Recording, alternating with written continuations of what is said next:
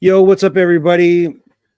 Lobo, DanMalore and YoJimbo back again for the entire Tales of the Empire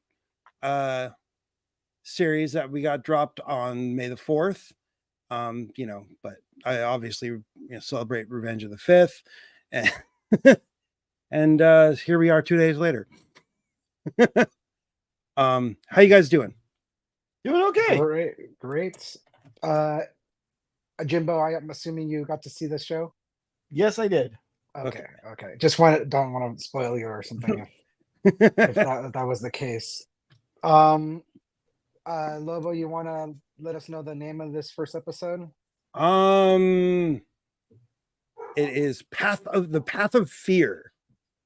So all these were all kind of like Yoda's warnings to the Path to the Dark Side titles for the whole series. Yep, that was definitely a theme going on. I felt like that was sorry, I'm hearing dog barking. I thought it was here for a second. No, it's me. Wikipedia gives creative credit to Dave Filoni, the man, the one and only. Director is Nathaniel Villanueva. Another one from the Bad Batch, another long-term Clone Wars guy too, and writer Amanda Munoz, also I think was on the Bad Batch and Clone Wars related person. So sounds right. Yeah, he's got the team going. They're just pumping stuff out right now. Yep. Which is good for us. Another little note here is timeline approximately 20 years before the Battle of Yavin for this episode. Right. Because there's a couple 20 time jumps. BBY. Yeah, there's multiple time jumps in this series, but most notably with Morgan Elsbeth. Yep. Well, yeah. and the I guess in the final Barriss episode. But yeah, so yeah, I guess we'll get right to it. And I did Any also Star Wars news off the top. Real quick. I went to Star Wars night this past Thursday night. Saw a lot of amazing costumes, made a lot of mental notes of how it could be better than it is, because obviously it seemed like they put more effort into the Oogie Boogie Halloween bash that I went to last year than they did to this. Like you mean Disney effort or costume effort, people? Disney effort. The fans were great. The fans were the highlight. I should have took a picture of I saw a guy who looked exactly like Christopher Lee dressed as Count Dooku, and I was just like blown away. And then lots of cool outfits that look like the people wearing them really wanted to wear their helmet, but due to Disney's costume regulations, no full face coverings.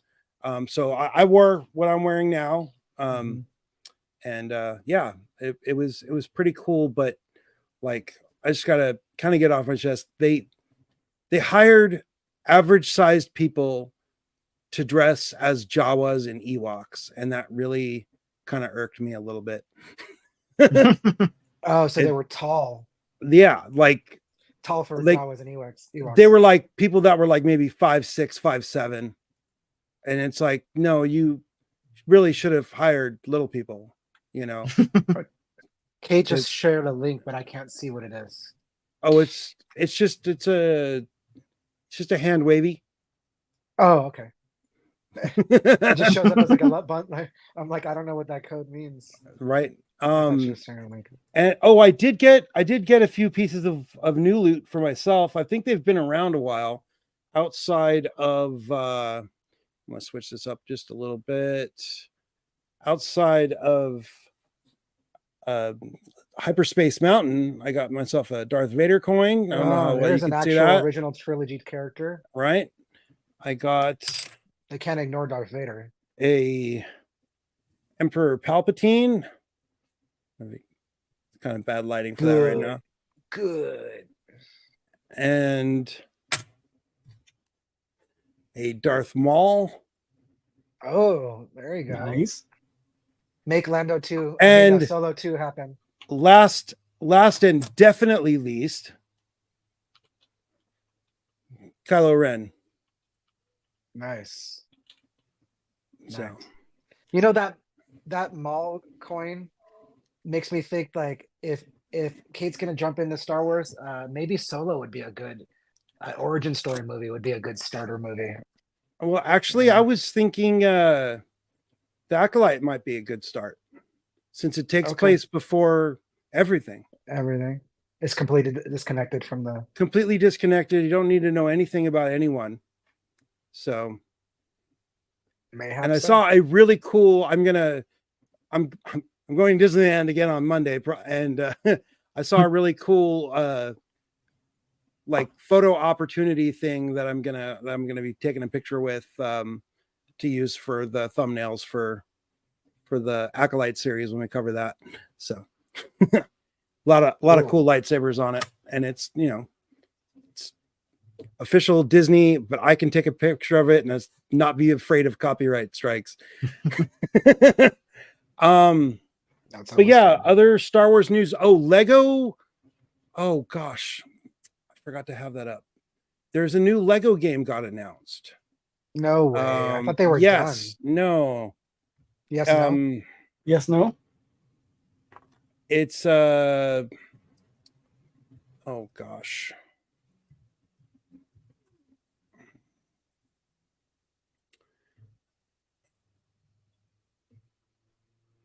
Why can't I find it? It was in my YouTube feed. No, I don't see it. It's a new Lego game. I think it's Rebuilding the Galaxy or something like that. Not by the same studio though. I didn't see a studio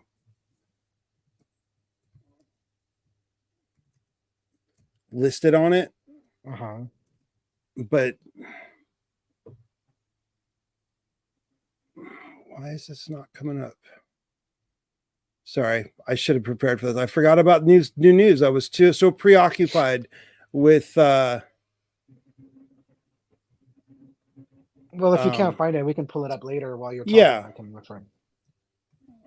Sure. And I'll just text it to you. Yeah, Lego Star Wars Rebuild the Galaxy. That's what it's called. They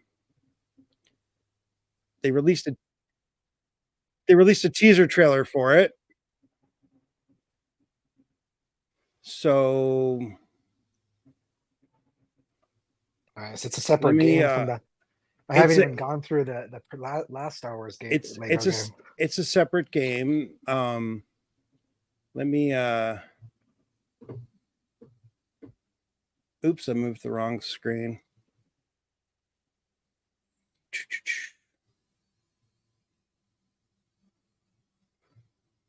Sorry. Unprepared, but regular viewers of this show would know it happens to me quite often. Here, let's see here.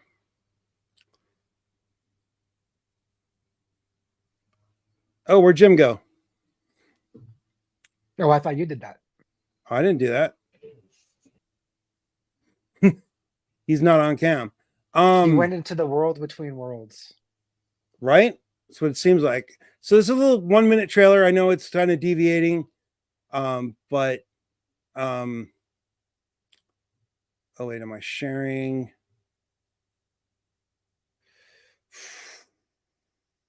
Sorry.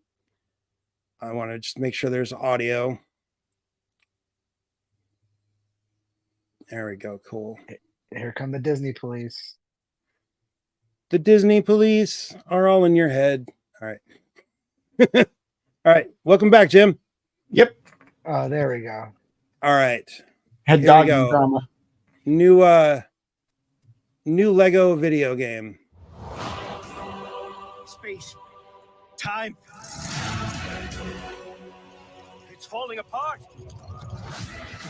The building blocks of the galaxy are getting mixed up. This doesn't make any sense. Worlds will change. People will change in ways we cannot possibly imagine.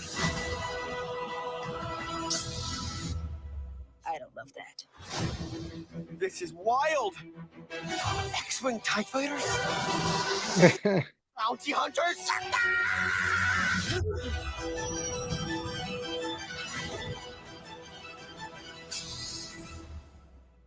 Darth Jar Jar. Darth.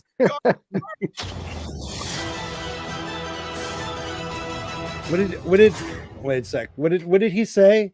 Hold on. $100 for the deluxe edition.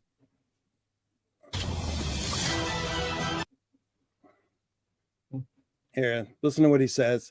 And I believe, okay, so there was somebody took a picture of Ahmed Best doing something at Activision. Mm-hmm. So I don't know if this is related to that, but These are going to hurt you, sir. Darth Jar Jar. ridiculous.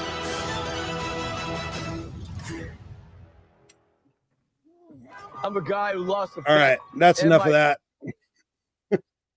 Ah, Guarantee it's going to be an $80 base game, $100 deluxe edition. right? You don't get all the kits if you don't pay the deluxe edition. Mm-hmm. Just the way I'm just being cynical about the way video games are now. It's hopefully it's not going to be something like that, but yeah. But it might be. But yeah, I wonder if I got flagged at all. We'll find out later. The I don't have Java to clip it. the Jaga Lego doesn't come in unless you pay the extra fee. So, all right. So, what do you say? We get into the actual meat of the program. Star Wars: Tales of the Empire obviously is this year's or this season's version of Tales of the Jedi that we got last year. I hope that this Tales thing keeps coming for different subgenre or subgroups of characters or whatever you want to put it. I did notice one thing. It said Tales of the Empire Season 1 on Disney Plus. You notice that? Doesn't say Okay. season- Did not say like Tales Season 2 or whatever. So I mean, take it for what it is. Just something I noticed. Right. Well, I mean, if it's I mean, they could have a season 1 and not have another season of Tales of the Empire for another couple of years, but they could have a Tales of the Jedi season 2, or they could do a Tales of the Bounty Hunters season 1, something like that. That's what I mean. Is like it's its own show, Yeah. even though it's a Tales of show. It's considered Season 1 of Tales of the Empire. Right.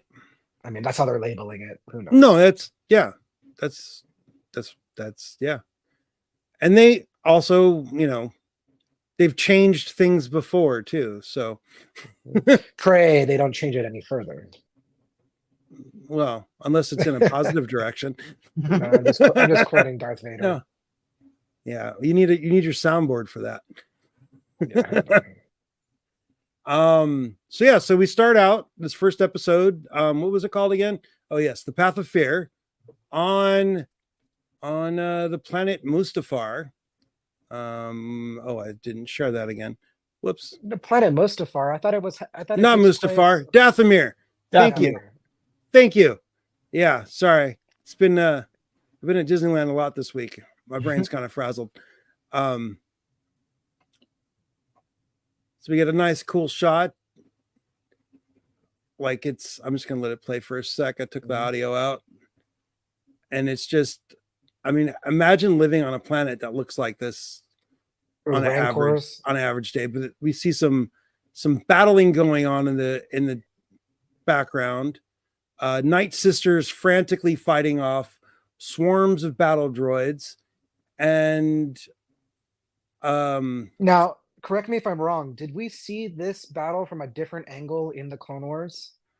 When the Night Sisters were wiped out, I feel like we did. We're seeing a different angle. I don't know if Morgan Elsbeth's clan is the same clan as Mother Townsend.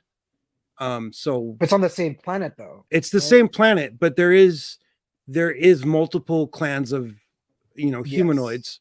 So Yes. we're not even seeing Darth Maul's clan. yeah, exactly. in There's this. no But there was a few, but there was like an arc in the Clone Wars where they get wiped out. Yes. I don't remember seeing if well, Mr. I mean, Coffee McCoffer, oh, yeah. Grievous. Mhm. Yes. I don't know if Grievous was in those episodes. I'm trying to remember, but I do remember No, it the was Night Sisters Grievous. being It was Count Dooku ordered General Grievous to wipe everybody out in the Clone Wars, in the Clone Wars. in the show, not in the, yes, in Yeah. the war, but in The the Clone actual Wars show. animated series. So there, here we are again in the Clone Wars. I for the people who grew up in the early 2000s, this is like their prime time. It's Right. like us when we watch stuff that takes place during a New Hope era. You know, Mhm. like this is. You're really wearing my Count Dooku did nothing wrong meme out though with this. Right? Oh, he did tons wrong. He did. We Mhm. get our first look at Morgan using a power bow. Like Yeah, the that power looks bows, like, we're seeing a lot of those now. yeah, it's, I don't know, almost too much. It was nice Well, when the Omega, Wookiees had the there's crossbow, but certain species, yeah, tend to have those, but yeah, we're seeing a lot of them now. I guess it's just cooler than a pew pew blaster. Mhm. it is. If you want a rural setting, you know, you want it to be like they're half magic, half technology. This is the kind of weapon they would use, I guess. So we get our first look at some other the leader of Morgan's clan, who's just referred to as Mother. Mhm. She's got these really cool sickles that she can imbue with Dark Sister magic, and Yeah, they're basically smoking. they're basically like forged lightsabers to an extent. Like they have like an energy field when they're imbued with the magic. And then oh yeah, that's a like great shot. What? nothing. Oh, I got excited for a second. We haven't had one of those for a minute. This is just like, this looks like what they did to Mustafar. Not Mustafar, Mandalore. Mhm. Just burn It's it a- all, something send that in the repeated ground itself. troops, wipe it out. You know, it's a different set of droids, but it's basically the same.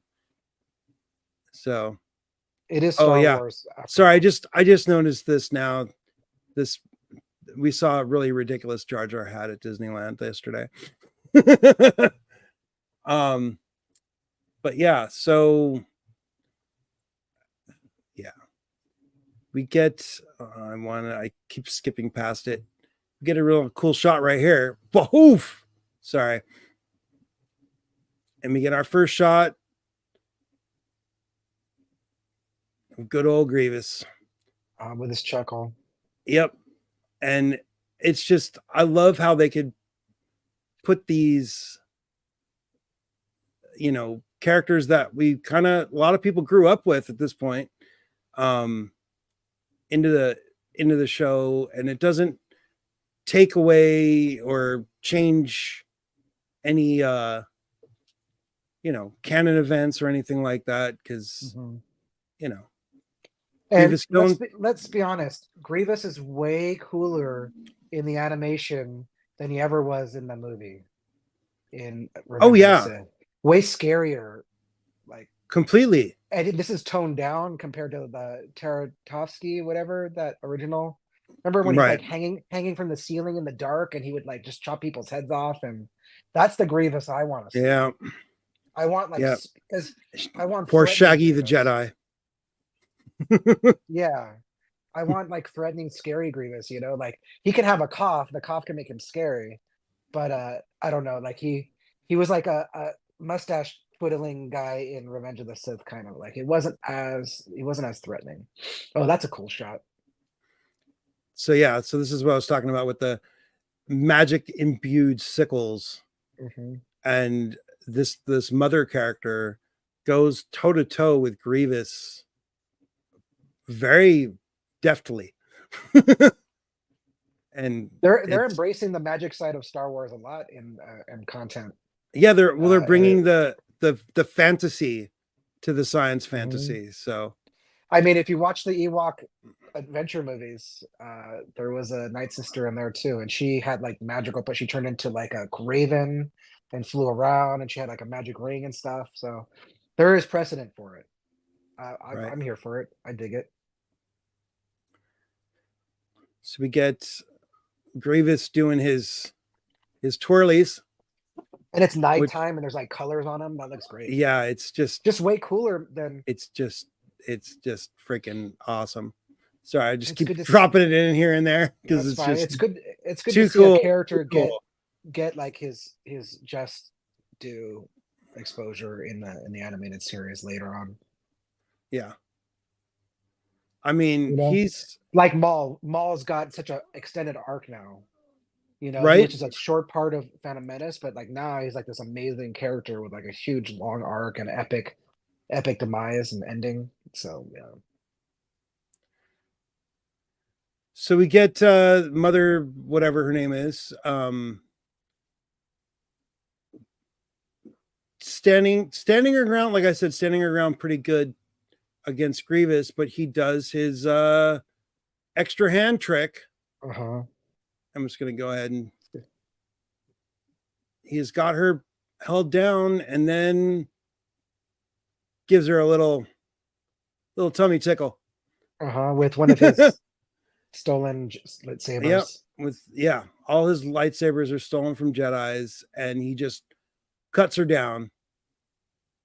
And of course, He's specifically trained to kill Jedis by Dooku, so right. good to see that training. And then we get this awesome dialogue. Uh-huh. And he chuckles. Yep. Run. just like his boss. Yeah. So that was good. a Palpatine line. But but check the cool thing is because of this, Grievous actually says it first. Oh yeah. Because Palpatine was saying it about the Jedi.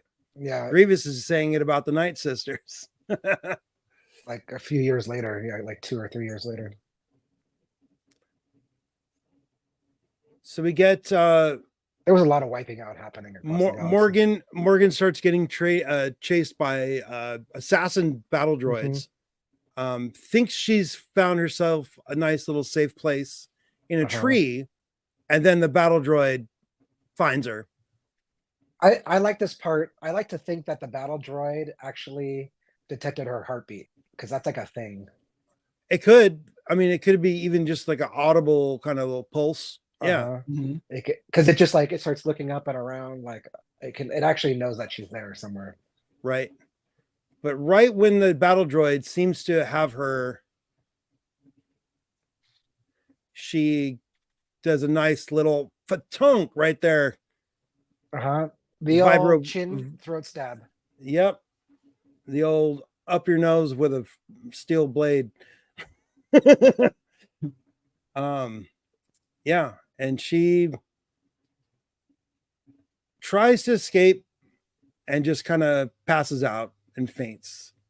And we get our opening, it's fade to black opening credits. And we're what a way to start a series. 4.5 minutes into the first episode, counting the oh wait, it wasn't opening credits yet. I forgot. The mountain clan arrives and finds her looking Nice pretty little dead there, but she's nice not. touch covered in ash there. There's a layer of ash on her body. Right. That's a nice touch. And The then animation is next level. then we get our main screen, the Path of Fear.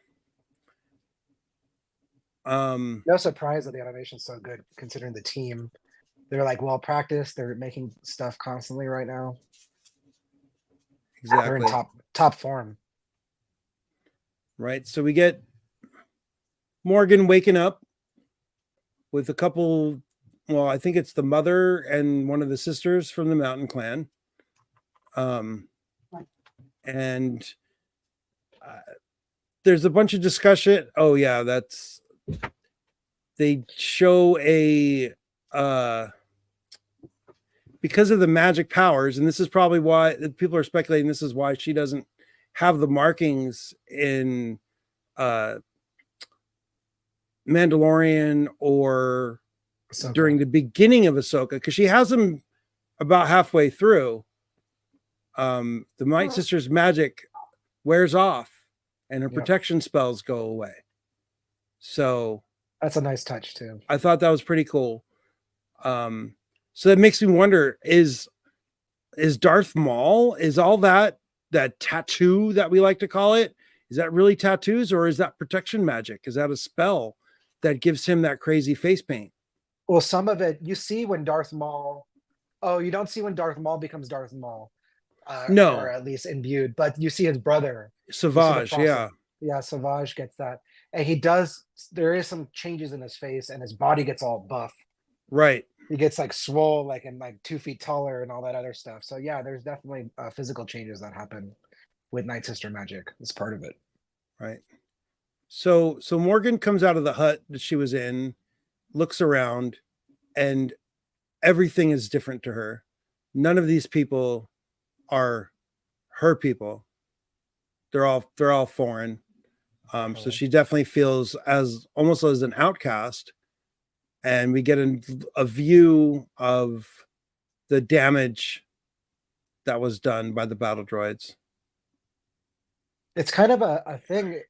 Also in the previous in Clone Wars too. There's no, the men are separated in this society. Yeah. They live in different villages.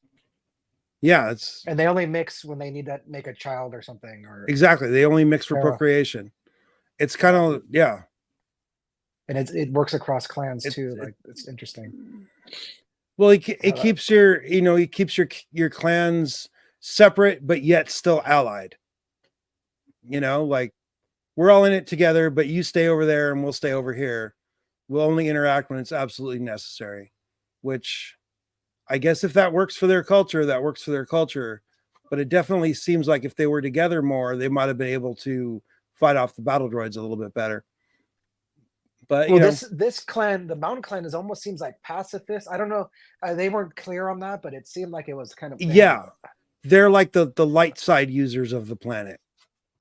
Because like Morgan was like, we need to prepare for the droids coming here. They're going to come here. Like, no, if we don't bother them, they won't bother us. And yeah, if you've watched the episode, clearly that's not true. But a little bit she's of actually that, right. a little bit It of just that makes it happen is- faster. Exactly. She expedited it. But we get so they're doing a hunt. Morgan goes off with one of the sisters and basically tries to convince her that that's the way to go, is to prepare for a fight. And she ultimately goes back and they do see, I started it too early. They do see battle droids come in the area. And that craft there, that's a unique Clone Wars craft too. Oh yeah. Yeah, I forget it's what like it's called. It looks like something out of the Matrix though. It's like Mhm. it's like a troop transport, but also it has like bug tentacles and has like heavy Well, yeah. blasters and shit. It's a Geonosian design. So yeah, of course it's gonna have buggy kind of stuff. Insectoid. But Morgan definitely convinces Morgan puts the fear into the Mountain Clan, at least a couple of the sisters. And one of the sisters goes to the mothers to get to the mother of that clan to get guidance. And the mother convinces her that it's not the right way. It's not their way. But while this is happening, Morgan is got these other two people convinced that it is the right thing to do. And they decide to go to Morgan's clan's arsenal so they can gear up to fight against the battle droids. Morgan scores herself the sickles The other sisters pick up other weapons, a couple spears and a bow, it looks like, right? Would you say it's a couple spears and a bow? Yeah, but they're probably imbued with dark magic, so they're more than they just seem. Right. Droid gunship is what it's called. The HMP droid Yeah. gunship. It's a Predator gunship. One of the deadlier autonomous vehicles designed by the Geonosians. But it's just a cool design. Great to see it in this show. So Just an evil piece of machinery. so we get that little squad comes out of the crypt where the arsenal is and runs right into battle droid deployment and are immediately under attack. It's, you know, almost immediately one of the other sisters fall in battle. We saw earlier, you know, the weapons don't do that much damage. But they finally, it's hard to put words, but we get this, the mother of the clan doing some voodoo and then does like a super blast and just knocks everybody out. So it's, you know, I think she says something along the lines of, it's not that we can't defend ourselves, is that they don't see the reason to, or they don't want to fight unnecessarily, I guess. I don't know. It's some hippie crap. sorry, pacifists out there. This is Star Wars. Mhm. It's definitely not a children's oriented show because there's No. death, But death and so violence in this. the mothers, I think it seems like that this particular sister is actually the offspring of this woman, the mother woman. Yeah, she calls her mother, like mother, mom, mother. Yeah, she's offspring status.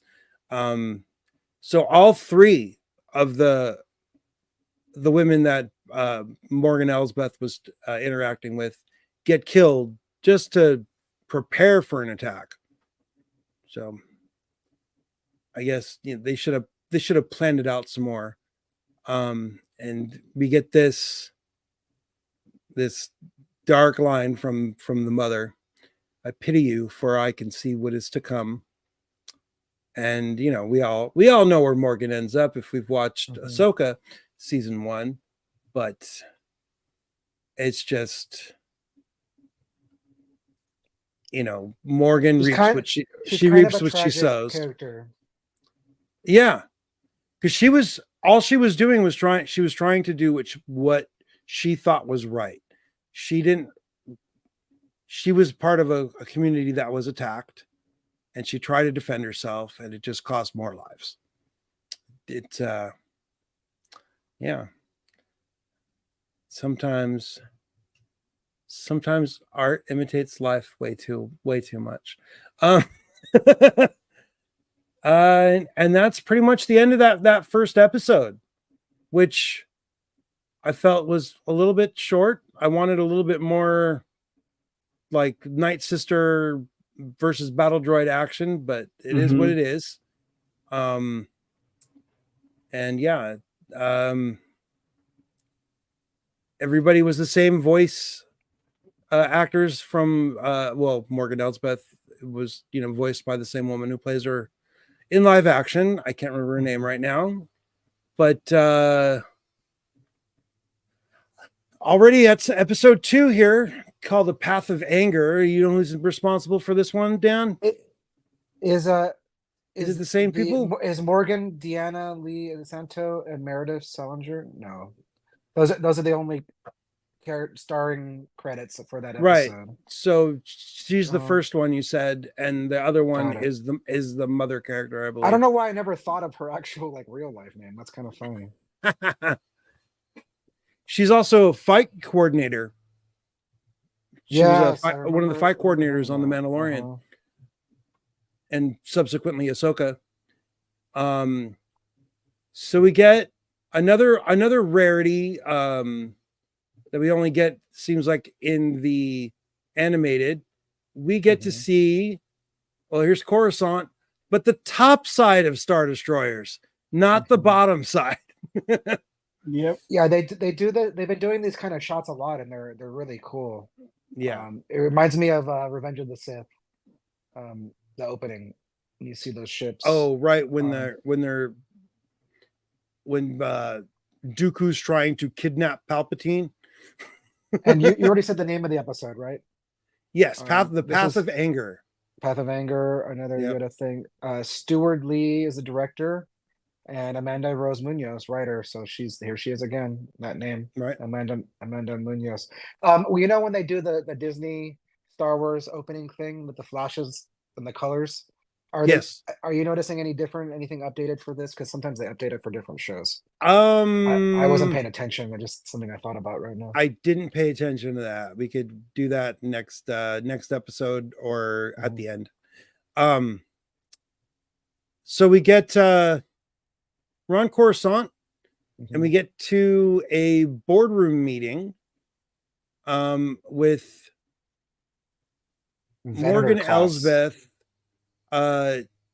basically trying to sell the design of the, oh gosh, which TIE fighter is this called? Is it Tri-Wing? I don't know.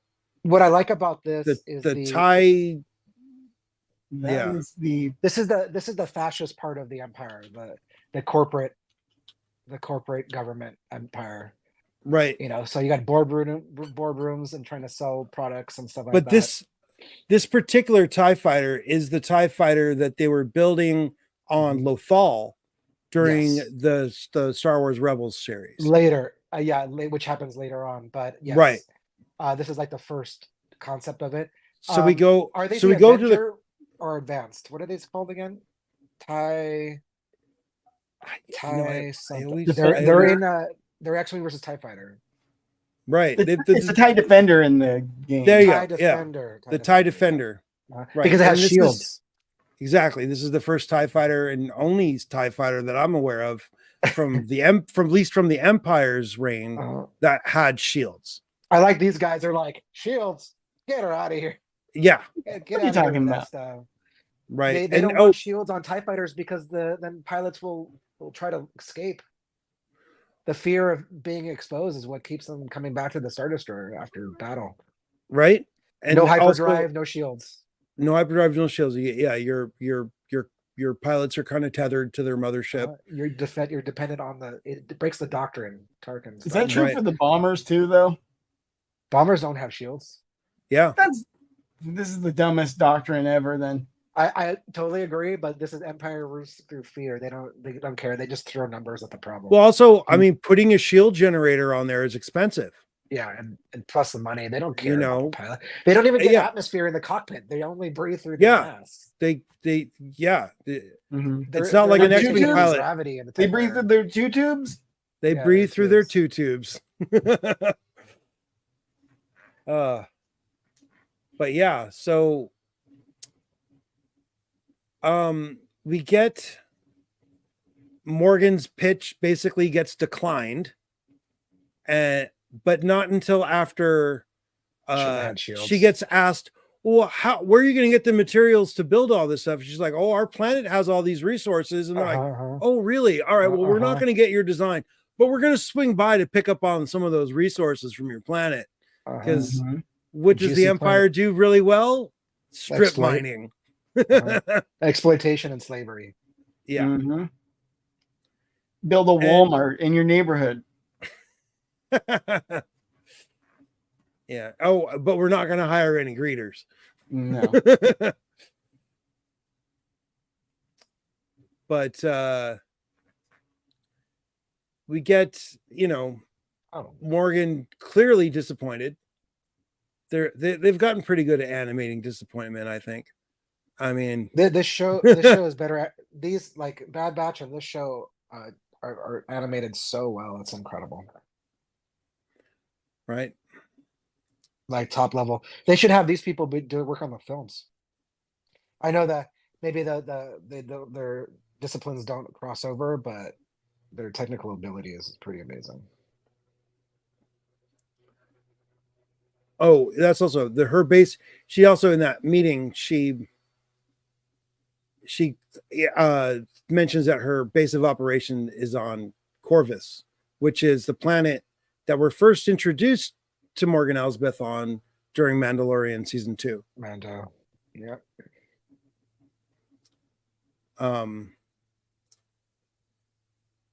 When is right, we get sorry, I thought it was before, now I know it's after. So once that meeting ends, another Imperial officer comes into the room and Took me a second to recognize praises him. her work. And it turns out this guy is one of Thrawn's right-hand men from the Zahn book. Pelion, right? I can't remember his name off the top of my head. I'm waiting for it to pop up in the Captain Pelion. Yes, Captain Pelion. That's right. We also saw him in Ahsoka, right? Or no, he's not there. I don't think he's there. No. What else did we see him in though? I feel like he was in something else. Oh, Rebels. Maybe, He was yeah. in Rebels. He was with Thrawn at Rebels in that show. He makes a couple. Remember, there was like people were like, "There he is!" Oh, right. So we finally get our title card, Path of Anger, and he just wants revenge. Right. So we get Morgan comes back to Corvus, and it looks drastically different from how it looks in Mandalorian season 2. The forest is lush and green. The towns look okay. You can kind of see a big factory way out in the distance above the top of the town circle. You could see some smokestacks and stuff, but nothing too drastic. Not, at least not anything like we see in the Mandalorian, but we do get a little flyover of the town that highlights the city, the bell thing. You know what the name of the city actually is, though? What is it? Dan, you're gonna love this. It's Caladan. Really? That's a nice Dune reference. Yeah. Oh, That's Caladan. funny. The land of Caladan. It just makes me think of that heavy metal song with the Iron Maiden song. Yeah. Yeah. Because the pronunciations are funny to fit the lyrics, and I just actually kind of think they're great. Right. Well, that song came out before the Dune movie, so that was for a lot of people the first time they heard certain words aloud. Yeah, that's so good. Exactly. Such a good song. They should have played it during the credits during Dune Part 2. They really should. I understand why they did.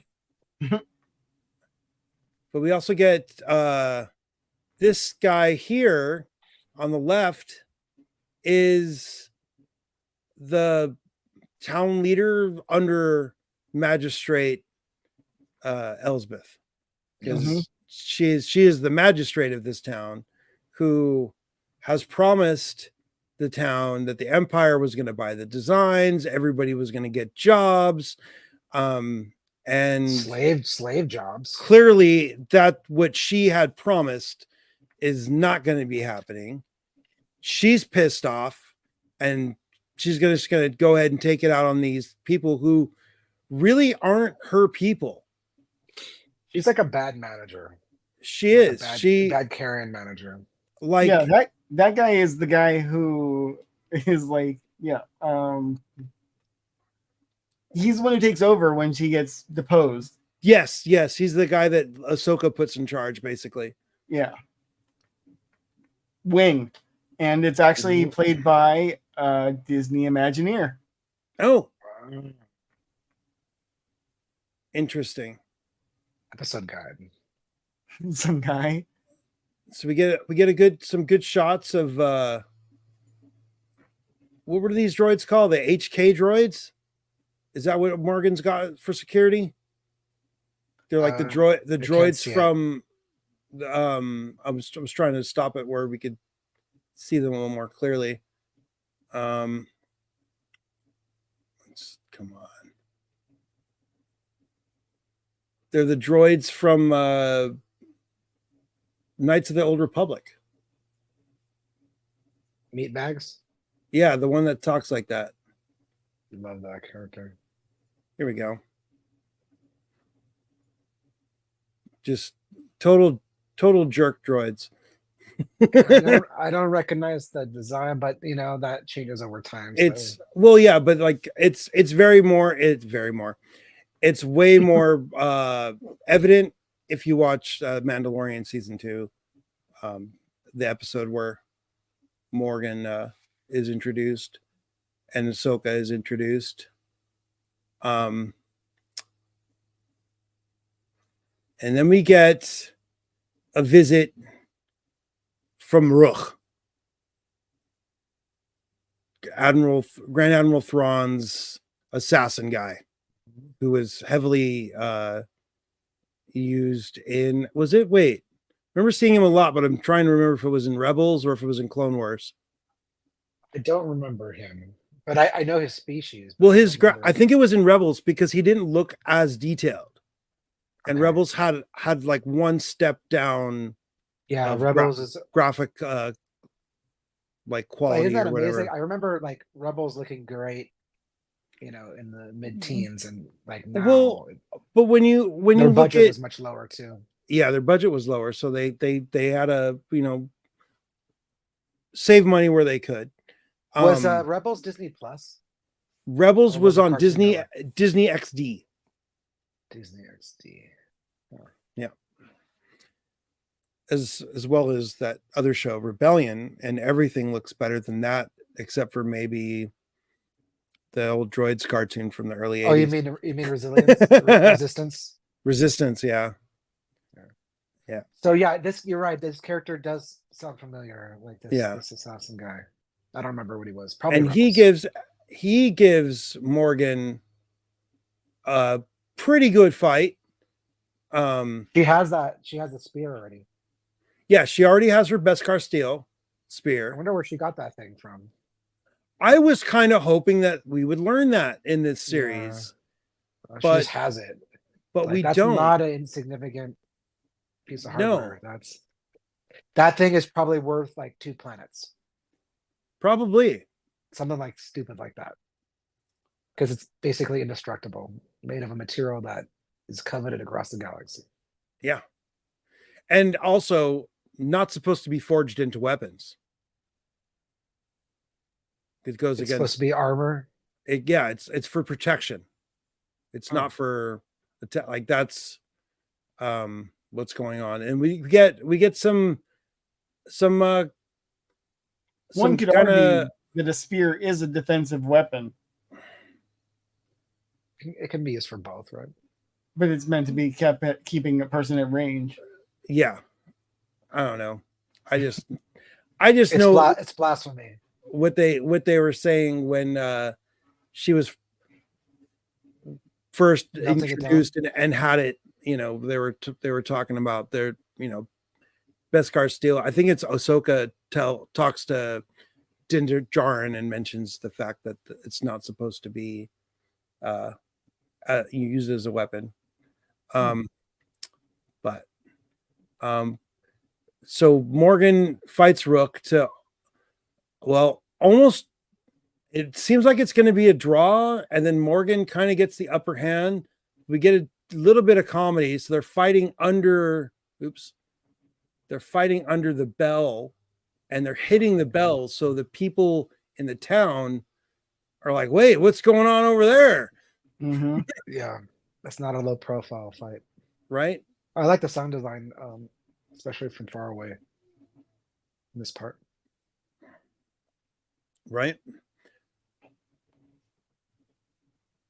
So we get Morgan disarms Rook with and is about to, like, has him pretty much dead to rights, asking who's done, and Pelion shows up. and congratulates her. That was a test. He thanks Rook, Morgan reluctantly lets Rook get up and go. And we get the true boss of Rook and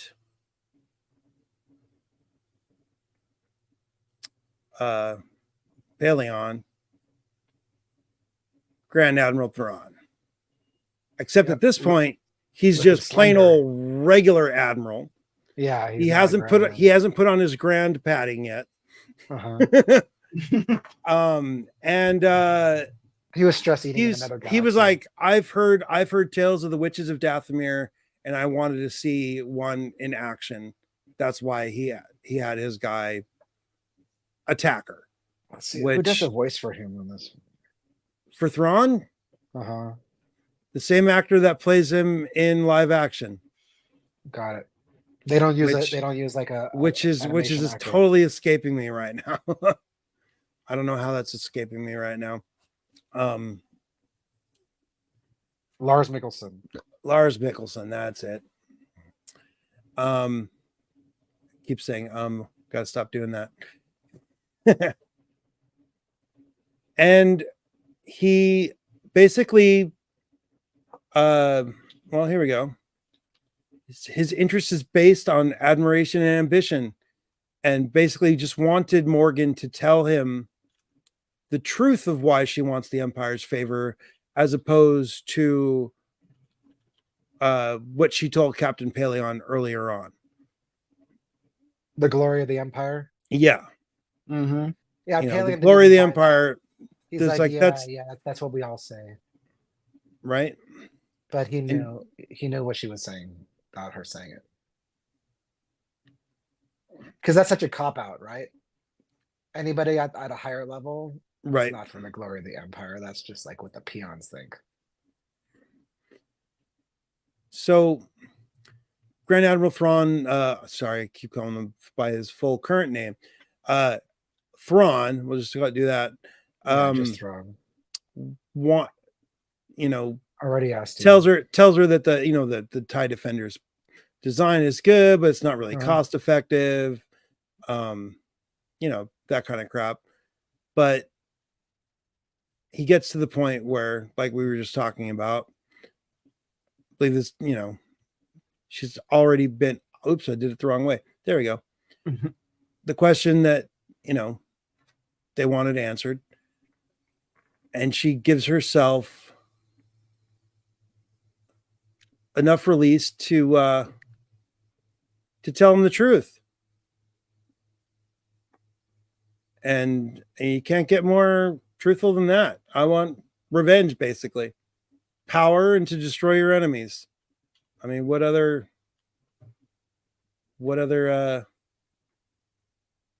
driving force that she can do? And we get a really cool closing shot. It almost looks like Endor. Mm-hmm. Yeah, a great shot. So You and now know? you're seeing Imperial And now- One class. And this is all No the more first acclimators. episode. We had one standard Star or Imperial Star Destroyer and Mhm. Clone Wars era Star Destroyers. The Now we acclimators, have 3 full, what we're used to from the OG trilogy Star Destroyers. yeah. Well, they're pumping them out now that the Empire is in control. They're retiring as much as they can and scrapping the Yeah. old ones and building because it's like the fear. They want to roll through fear. Right? Wing and his friends are not very happy. Not very happy at all. He's kind of a loser. Well, I mean, he's someone who trusted the wrong person. And a lot of people trusted him. And it just didn't work out. It's amazing that he survived until I become I in charge I of it. kind of I was a little bit disappointed that they didn't give more of a timeline for these things. Like, how long ago was that episode before? Well, but Well, Mm-hmm. they let us figure it out. They let people figure it out, right? Is that the whole? yeah. It's part of the fun. Well, I heard I forget who it was saying it seems like that they're not giving too many definitive dates, so they have flex room Yeah. so that they could Exactly. tell more stories and flesh out more stuff if they so desire. Okay, Which according to this, it's between 9 and 2 BBY. That's a big window. it's 7 9, years. 9 and 2 BBY is when this is from the Wikipedia, so that might be some conjecture there. It's All right. Just because it's kind of a good spot here. whoa, that one seemed different. Yeah, there were some different helmets in there. I think I saw Ezra. I don't know why. Maybe it was. Oh, you know what it was? It was one of the Inquisitors. That's what that was. Yeah, that's what It Inquisitor wasn't. face. It wasn't Ezra in the biker scout mask. It was something different. They should make chrome pins that look like that. That'd be cool. Right. Just shiny chrome pins with those helmets. So here we are back on Corvus, and already Way worse. the landscape is way different. There's Yeah. a lot more smokestacks in the background. There's still, you could kind of see a forest to the right of the big dome, in between the city wall and the factory, but there's not too much in the front wall. So This one's You know, directed by the- Nathaniel Villanueva and again written by Amanda Munoz. So she wrote this whole arc and Okay. takes place 5 ABY to 9 ABY. So this is after the Battle of Yavin now. okay, I mean, obviously, but right, because actually, we it's do- because the who shows up in this episode. So yeah. right. So we got Wing. Wing is still kicking around. He's kicking Wing. And we see what looks like a New Republic shuttle landing, and we get Kind of dopey looking. It is kind of dopey looking, and we get a But so is the New representative Republic. from the New Republic who is also, I don't even know what alien species this is, but it's, You know, they're doing a great job about making people hate the New Republic and feel like they're a joke because they kind of are. Yeah, Right? they're about as effective as like Inquisitors. Well, they're just jokes. Like, they're I just think incompetent. yeah. We'll get to You know, that. it's like it's no wonder that they don't last very long. You know, it's Mhm. because God, they Like- fought this huge rebellion, and these are the guys they put in charge. Oh my Like- God! Like this does not look. These people don't look like threatening or They're like Walmart greeters, right? yeah. This is like I the mean, opposite of the Empire, basically, and that was intentional. But I think they took it too far. Mhm. they did. You know, Because every and time all they show them, they're like messing up. Yep. Like when So- in Ahsoka, Who when they paints an show up- astromech Lord droid baby blue? I mean, come on. they're trying to be more friendly, gentler, kinder Empire, and it's just not doesn't work. Yeah, right. Right. And then So all this- the actual fighters in the rebellion, they retire after the war. So they're Yeah, like, see- I'm out. I'm See, the done." thing is that like we have I hate to bring up the Fallout show, but we've seen a little bit of the NCR, which is a organization that is a post-apocalyptic thing, which becomes overly officious, and that's where it loses all like capability. Is that it has to have its finger in too many pots, and that's why Right. they're bad. Like it's doing too much, and that does not seem like the case. It just seems like they're highly incompetent. Yeah. Just the New Republic. You know what? It- Now, if I ever see the sequel trilogy and you see the New Republic getting blown up, I'm kind of like, yes. You know, that's bad. That's wrong. But No, they're building a case for why it didn't last, and that works narratively. yeah. right. Like why they just kind of they're a flash in the pan. I mean, even the characters in the show recognize they're like this kind of Trustingly naive. this new gentler, empire is not. Yeah, and of course it's like corporate too, and they're there's kickbacks and lobbyists, and there's just all the failures of government Mm-hmm. are apparent. Right. Okay, So we I'm get- off my soapbox now. So we get Wing greets Nadura, which is obviously her name there, that because she used to live here and got away somehow, which kind of surprises me because you'd think Morgan Elsbeth would have people under her thumb pretty hard. And she demands to see Morgan, and he's like, this isn't going to go good. And they're just now learning that the New Republic is a thing and that the Galactic Empire was defeated. And yeah, it's like news travels slowly. Of course, Morgan's not going to say something because why would she release her grip on the system? Because apparently she's in control of more than just Corvus. She's in control of planets in the system. Yeah, I still get the vibe of like she's a bad office manager that refused to let go of power. Oh, yeah. Refuses to retire.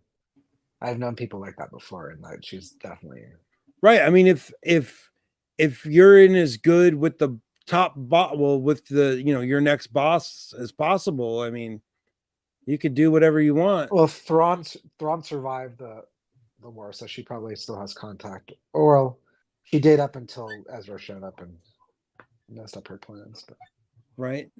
So we get the courtyard where Morgan fights Ahsoka in Mandalorian season 2. nice All Japanese garden. flanked again by one of her HK droids. And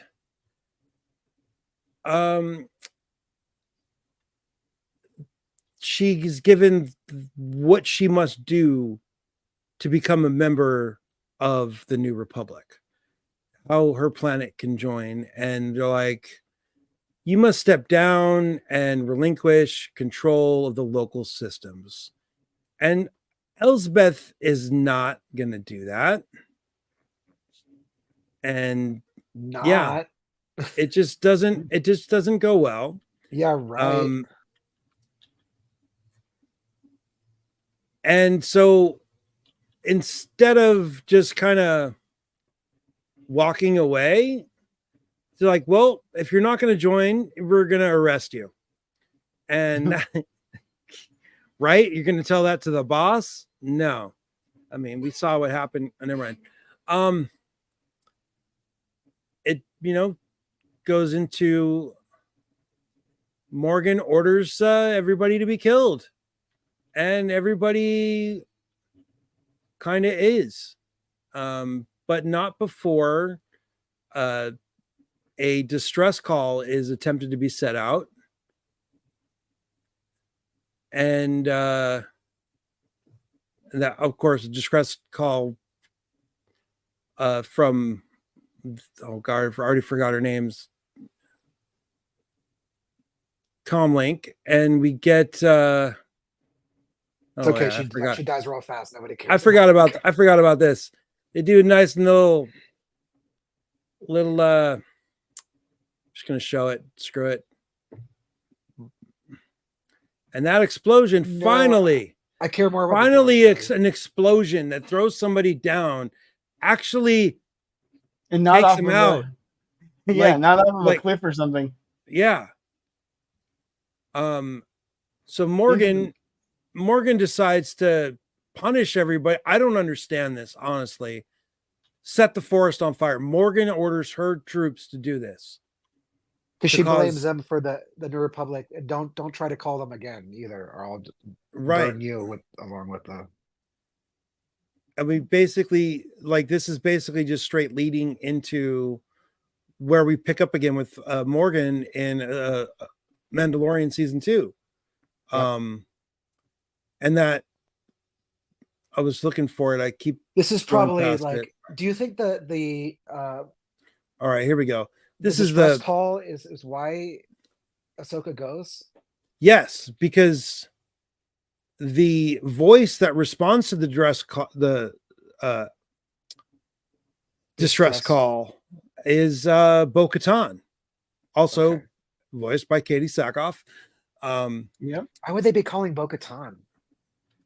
Because she's probably the most local ally. I don't know. I mean, the Most Mandalorian, competent.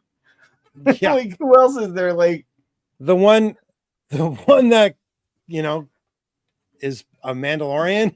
the one That- who's kicking ass and taking names while no one else is. but this is, I think, why I think Bo-Katan contacts Ahsoka after this and sends her there. And then when Din is looking for a Jedi, that's why Bo-Katan knows to send Din here, because she knows Ahsoka is also on her way or has already arrived on Corvus. Bo-Katan is the one that sends Din to this planet. Yep. On the episode after Grogu eating the frog babies. Okay. Mhm. So that's it for Morgan. I was kind of hoping that we would get a little bit more of her, since in Ahsoka she does have a Sith Inquisitor that seemed to be reanimated as one of her hirelings or henchmen, or however you want to put it. Mhm. So that was kind of strange. But yeah. So what you guys think of that first little arc we The got? first arc. Yeah. I thought it was a pretty good character piece. We didn't get a lot of like the struggle with with her position, but I thought it was a pretty good profile. Give a little more backstory, not fully fleshed out, like you said. We didn't find out about like how she got the Beskar spear, but Yeah. I hope if we do get a season 2 of Tales from the Empire, we get some more Morgan Elsbeth story kind of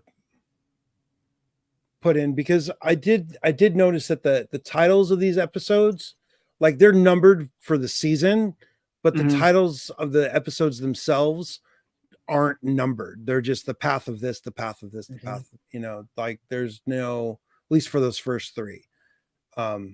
This next episode though is our first episode with Barriss. But Dan, did you want to say anything about the last arc? Are you good? No. This one is Devoted. Is that the one we're on now? Yes, Devoted is the first episode with Barriss Offee. Okay. Directed by Saul Ruiz. Different writer this time, Nicholas Anastasio.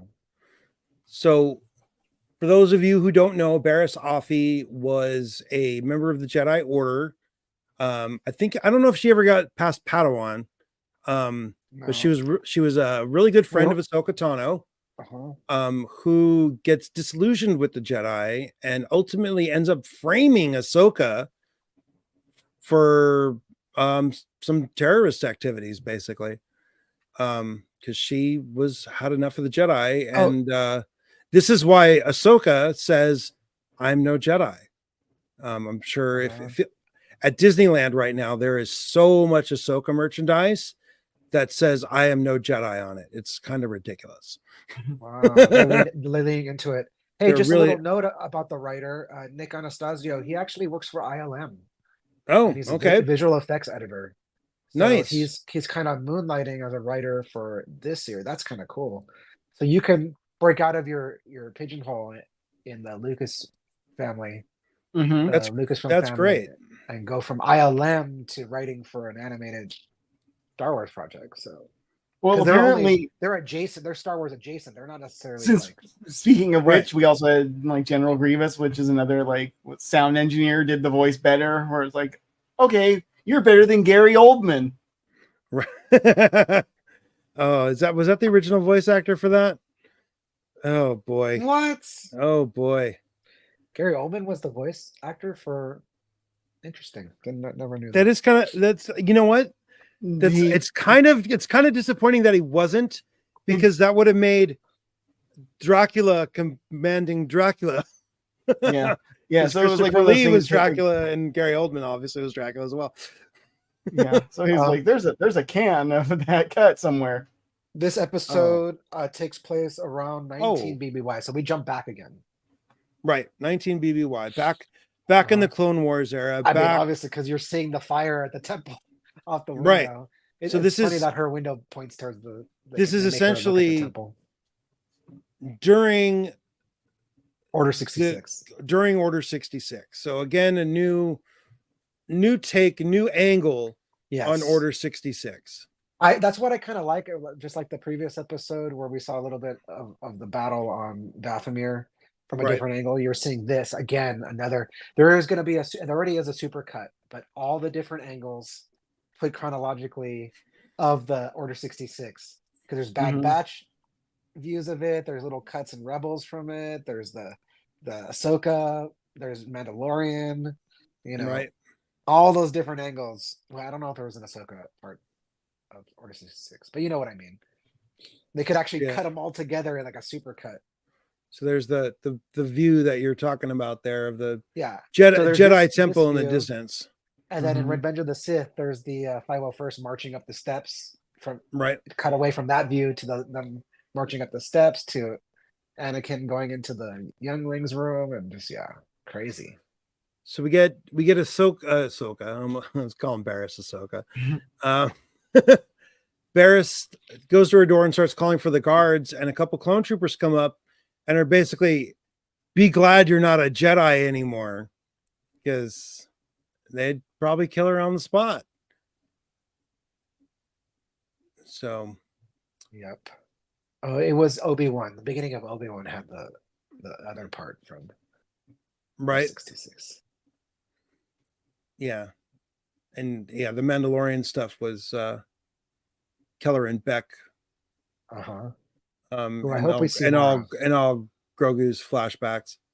Well, I mean, it looks like they're doing a lot of business with the Hamid. I mean, he's in a new goofy Lego game. Good for him. He deserves it after being treated like crap for so long. I would really, I know this is totally off topic, but I would really like for Keller and Beck to show up in the next Star Wars Jedi game from Respawn. I think that would be killer. I think he'd be a good ally for Cal Kestis. Because I mean, he's helping the younglings. He's I don't know. But so right after the attack, we got some clone gunships coming in. Is this the Jedi Temple? I don't even know anymore. The former Jedi Temple.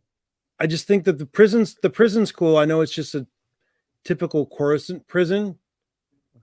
But it's got like that metal grate with the red light underneath its floor. The Imperial aesthetics already there. So we get this woman comes to Barriss. Barriss calls Lynn, and she tells her, "Oh, I don't go by that name anymore." Which, okay. Did we ever see this Lynn anywhere else? I don't know. I feel like she's a new character, but she might have been around in the background somewhere. And because the first question that Barriss says, "Are you here on behalf of or did the council send you?" Yeah. She's like, "I'm not here on behalf of the council." And there is no council. Yeah. The traitors have been eliminated. So, and she feeds Barriss's notion about the Jedi, and says that she's been pardoned by the Empire because it turns out the Jedi were the enemy. That, and she lets her out on the condition that she comes with her. The Jedi were weak. Let's be honest. Like the failure of Mace Windu and all of them is like the ultimate proof. Right.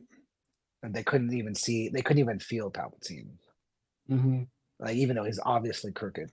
He's right there in the room with you. Would you guys say that this is a three-body problem? No, because they're stars. No. Three body problem. That But I is guess that it is could be though. any- If it you could have be any like bodies. 3 gravitational bodies in a system, it is. So sorry, I had to make a three body Mhm. problem reference. So Great book, by the way. Barris already looks a little older than she did just in the last scene to me, but I don't know. And she gets taken to what appears to be Fortress Inquisitorius before it's being completely built, because you can see construction going on in the background there. Is this where Obi-Wan eventually swims under and enters through the Yes. bottom? Okay. This is where Obi-Wan steals a child under his jacket. We have the stupidest use of a airspeeder ever, and it was also featured in Jedi Fallen Order. So you're saying I should watch Obi-Wan? Have you not watched that yet? Oh, Oh, if yes. you want to I love you, Even- McGregor, but I'm still like Even- you ambivalent. could watch the super cut. it's- Is it like they just trim out the 15 fat. minutes of the chase with Leia? That's Yeah, they cut that out of the super cut. It just ends. real but quick. Flea was so amazing. Yeah, it was just an excuse to give him more FaceTime, I think. I think so too. So Barris is brought into a room with some other Jedis. We could see here Lynn here on Barris's left, and a couple other Jedi Padawans that were in trouble for some reason, and some are those Death Troopers there on the side. They're basically the black armored stormtroopers, also from Jedi Fallen Order. It's the first place I ever saw them, at least. And then we have the arrival. Oh yeah, Dante and is the name of the one person that Barris recognizes. And the other guy's like, "Oh, I thought you were in prison." It's the other guy, Oh, she don't- Randall. Dante and Randall. That would have been hilarious. No, I think I just skipped past his name. Amar. That's his name. Amar. And we get the Grand Inquisitor, who actually looks like the Grand Inquisitor this time. Mhm. Not that other weird looking dude. I mean, this is way more intimidating than how he appeared in yet again Obi-Wan Kenobi. For some reason, Obi-Wan Kenobi, they couldn't get the prosthetic to do the high head, the high forehead. This guy has a 5 head. That's the way he should. Right. Yeah, I mean, in Obi-Wan, it's just he's just it's bald. even got a V. It's a 5 head. Yeah. But it's funny because they actually had the costume and makeup from Revenge of the Sith. That's where this species was introduced.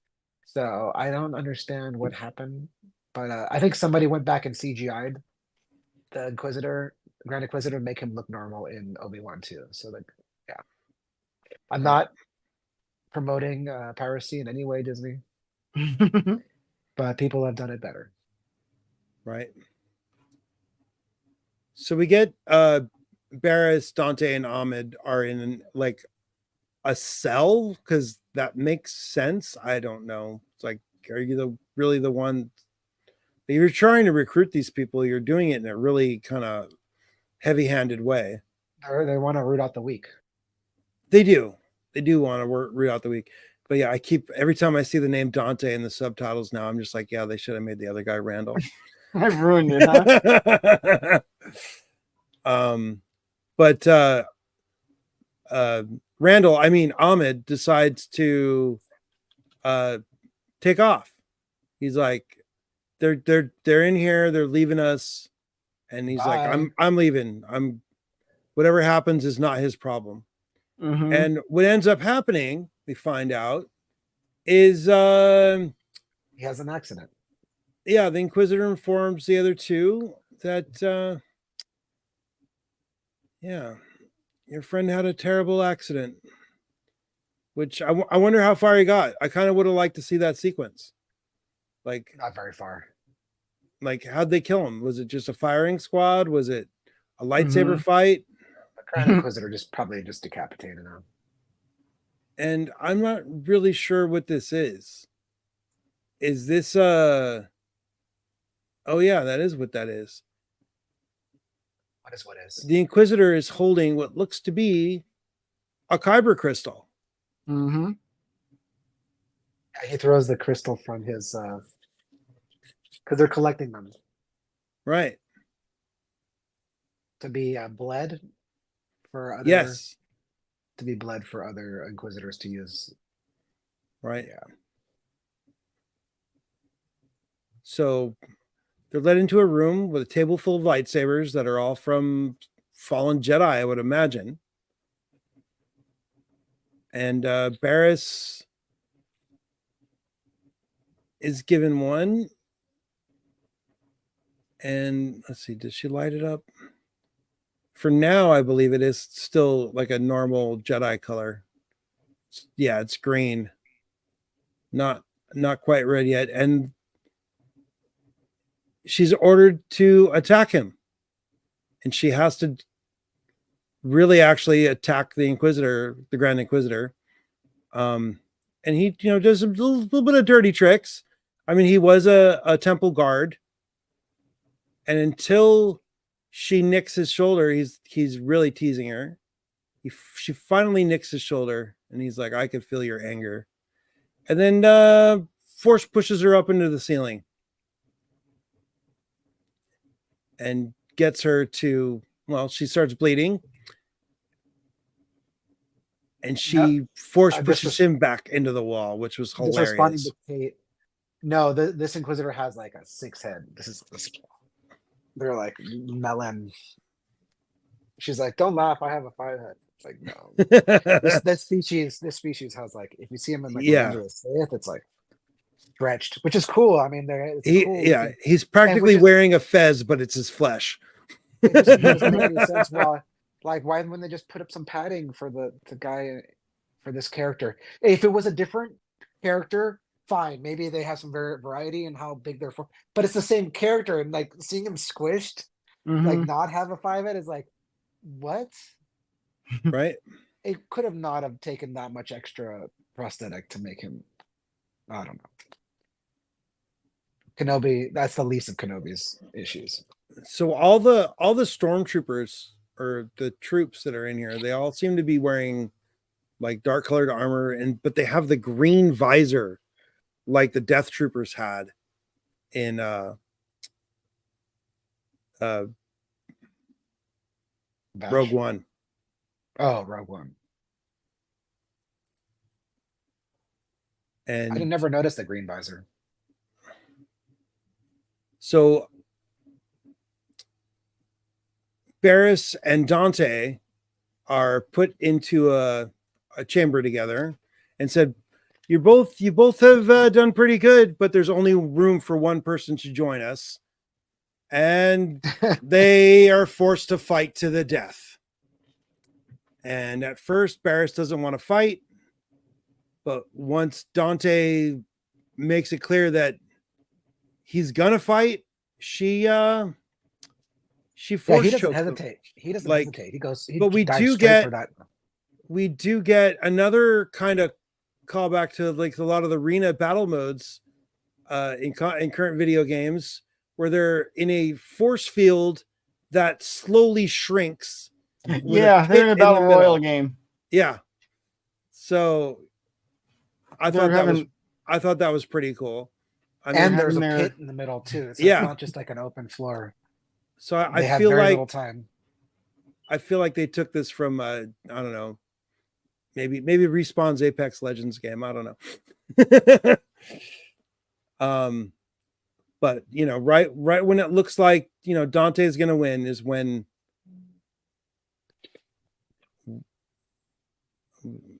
we get Barriss doing her best impression of Darth Vader, and there goes Dante down a hole. I hope it's not Hoth cold down there. Of course, it's probably not. It's probably molten lava. And Barris is awarded with her own Inquisitor helmet. Let's see if I can get a good shot of that.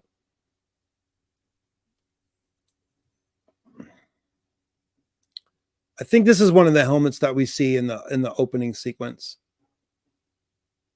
So looks pretty cool.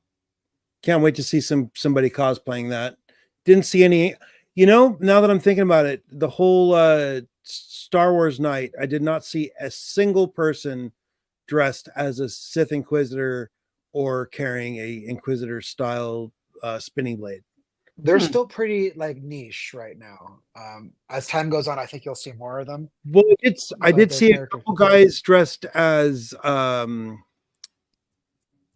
Skull, Okay. which surprised me. Well, No, doesn't surprise me. That's a no cool Shin. character. I didn't see a single Shin Hati though. Mm-hmm. Really. That seems like an easy one for a lady to do. Yeah, Just put the Padawan braid in, yeah. some mascara. I think it's wear a the robe. the stark white hair is hard for a lot of people to pull off. Oh, you mean like the bleach blonde? Yeah, but that's like white. It's like Targaryen hair. It's white. Witcher, Targaryen, whichever. It'd be cool to see like the third brother or any of those like big hulking like Inquisitors. There's a lot of Inquisitors to choose from, so there's a lot of variety. Right. But for some Inquisitors, we don't get like what their faces look like. We just get their cool helmet design, and you can't wear a helmet all day at Disneyland. They won't let you. Yeah, but that allows you to just come up with your own makeup. Right. Could be any species you want, really. That's humanoid. So Barris gets introduced to the rest of her brothers and sister, the current ones, and we get let it roll for a second. We get this beak looking dude that Ahsoka takes out in last year's Tales of the Jedi. We get this guy in the middle here, which is the guy that Morgan Elsbeth has reanimated Arok, in the Ahsoka show. So he's alive here, then she And of course reanimates him. Lynn, yeah. So that's why I was really disappointed that the two, like the final episode of this wasn't a merging of the two storylines.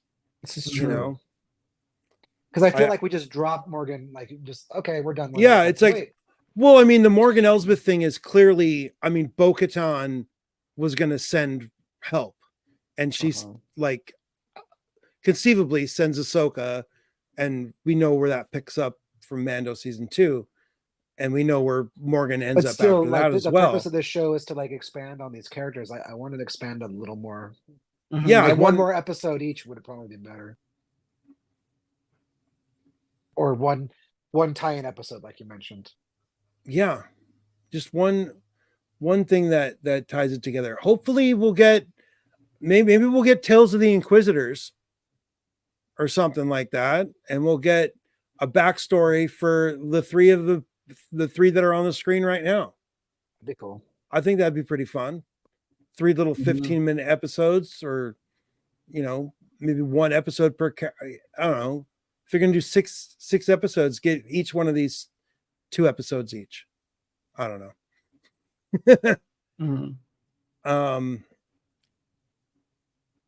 And they all kneel down in anticipation of meeting their new master. Here comes the boss. Yep. Mechanical breathing.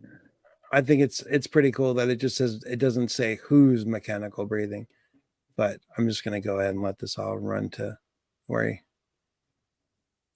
if you don't know who this character is, you don't belong watching any of my streams. All right, maggots. According to Tuvok, it's Dark Vader. Dark Vader, yeah. Dark Papa. He's broody. Oh, what did I do? Click the wrong Meaty button. guy. Oh no, you deleted it from the internet. No, I hope I didn't. I'll get sued. Darth Vader was deleted. He did no lines in this episode, huh? No, he just had the breathing. Oh. And It makes me think of that a Fallout again, since you already brought it up, Jimbo. Here, right. clean this. He pulls out his jock for them to clean. And they get, oh yeah, there was, I'm not going to play the sound, but there was like a sound effect when Barris puts her helmet on. Just like that, the pressurization thing. pressurized seal. So that's kind of fun that they're sticking with the continuity. And that's kind of it for that one. Episode 5, titled Realization. Yeah, they kind of broke with the Yoda theme on these ones. Yeah, that's why, like you said, there should have been another episode. Different writers though, so that kind of makes sense. That's why. This episode, Realization, directed by Stuart Lee and written by Matt Michinovitz. So that guy, that's a Bad Batch and Clone Wars guy. Right. So he's back in. Dang, he did a lot. I'm just looking at he did Darth Maul, Son of Dathomir, Bad Batch, all like a bunch of episodes of Clone Wars. This guy he's a Star Wars veteran through and through. Right. So Barris and Lynn are dispatched to take care of a supposed Jedi on, I already forgot what planet it is. And Barris is like, there's no proof that there's a Jedi involved. He's like, no, if they're sending us, there's definitely a Jedi involved. Yeah, she's a weak Inquisitor. She is. She should be chomping at the bit to wipe some people out for no reason. She is chomping at the bit to. Are you talking about Barris or are you talking about Lynn? Barris. Yeah, Barris is not. Lynn, yeah. Lynn is just excited to go wipe some people out. Lynn is bloodthirsty. There's no. She wants to prove herself. But yeah, so like this planet, it looks kind of desolate. I can't tell if those trees are just like it's out of season or what, but they're all pretty barren. Yeah, they stripped it for burning wood because it's cold. Yeah, it almost looks like a Star Wars version of Fallout. Like a bunch of half destroyed buildings that are people are. I know. They're living under piles of rubble. That's as they're walking by. There's people like, looking at them from. Why would you even live in a pile of rubble? But okay. So we get these two showing up. The first place they go to any town. The first place you should go is the marketplace, right? Market town. And Barris being, she legitimately was against the Jedi Order because she thought they were doing wrong. And now she's on this planet and she's questioning, how could the Emperor allow people to live like this? And Lynn is, it's all their fault. They refused to join the Empire, so F them, basically. She doesn't say those words, but she's not wrong. That's the general sentiment. Right? They reap what they sow. Can't really argue with that. You could argue that that's not a proper stance to have, but it's very in line with how Emperor Palpatine likes to run his deal. And we get Barris's first oh crap, am I on the right side kind of look. Like I guess she kind of had that when Anakin walked in the room, and I don't know if she could sense that Anakin and Vader were the same person, since she did interact with Anakin quite a bit. It's true. But I think she's just like, you remind me of someone I knew. Right. So we get a scene that's very, very reminiscent of Obi-Wan Kenobi where we have a couple Inquisitors walk into the town square and basically saying, "Where's the Jedi? Tell us where he is now." And you know, the people are all scared. And Barris decides to go after. Oops, I skipped past it. She's scanning around and notices a little kid that's extra scared. So she figures she could get information out of him without having to put on a big show like Lynn is. You know, she's telling him, you know, Jedis can control your minds and do all these things to basically fearmonger them. She's gaslighting them. And Barris is successfully able to get information out of the kid. And because the kid gave it up, the guy that Lynn was interrogating is accused of lying to her, and she just starts cutting people down. Yeah, everybody in the room. And Barris is like, no, stop. Like, she wants them to stop, and ultimately, like, I mean, she's really going to town. There's like Barris is showing this cracks. says it all right here, though. Just boom, someone got impaled right there. And she just kind of goes to town, and the only person to survive that's a villager is the child that Barris got the information from. Of course, also he's also the only one who complied. And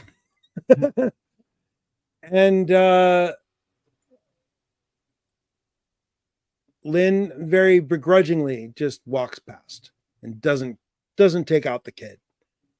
So,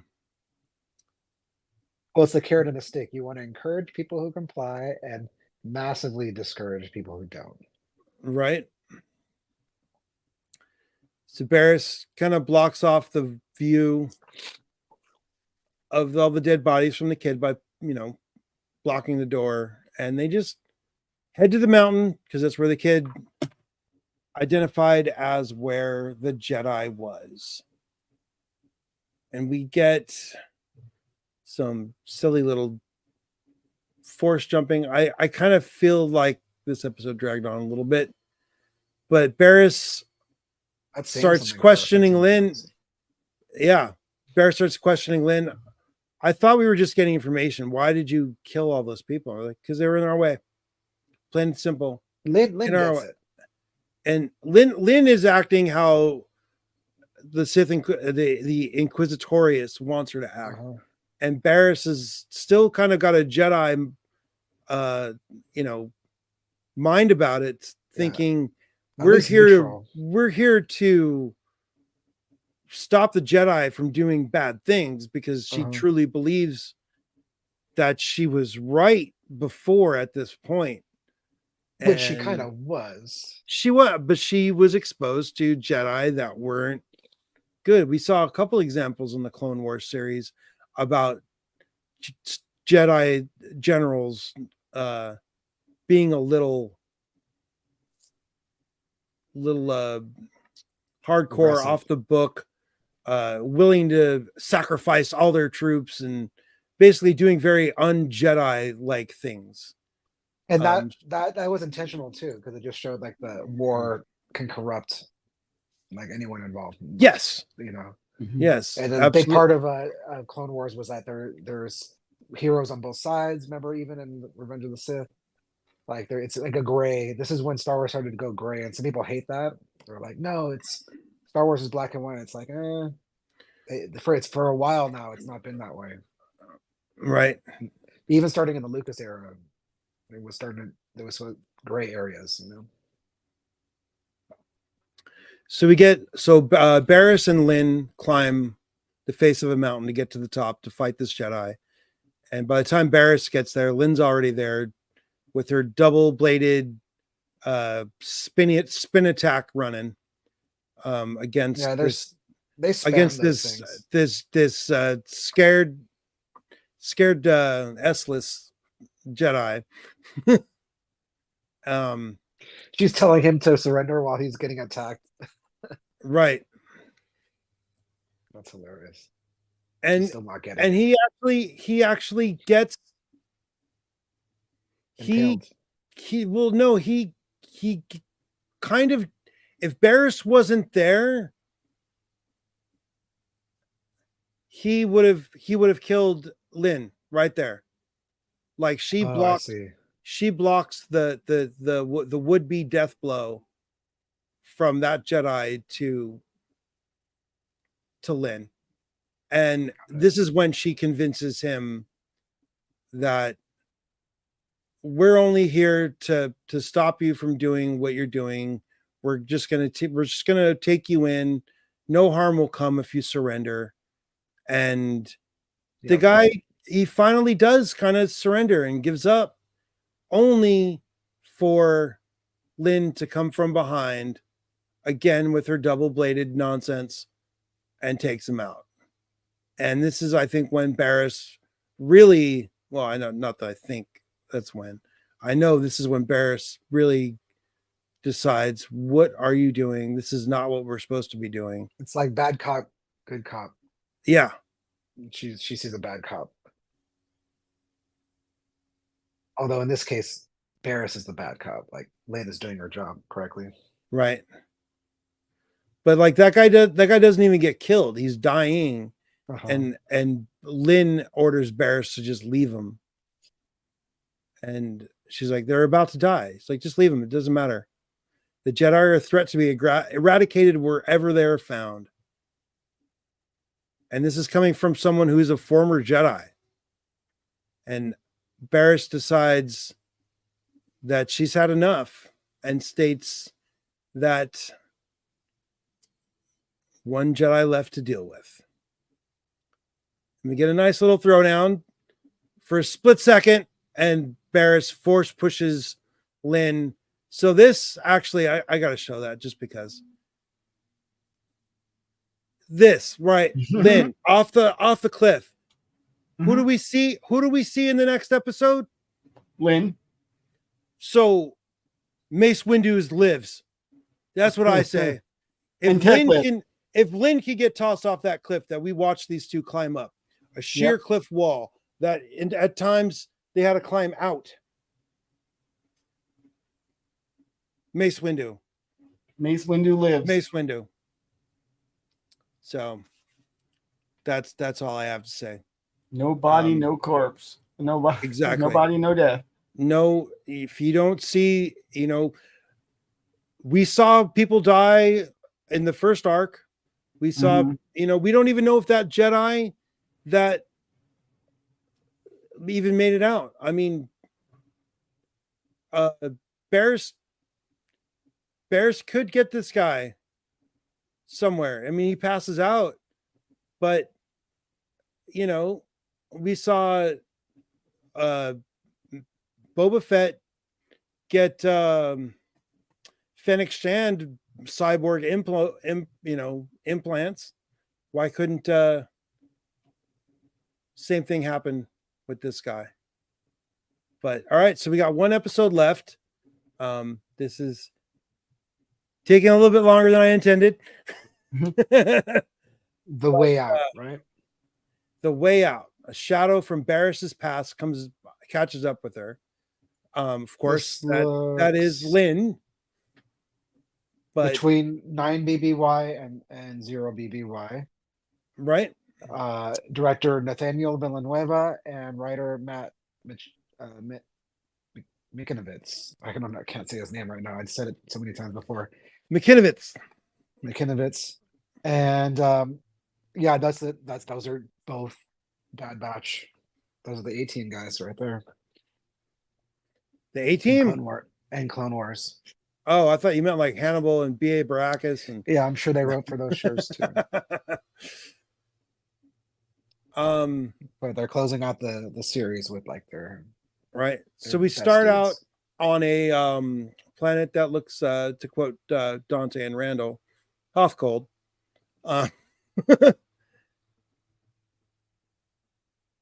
And there's, refugees.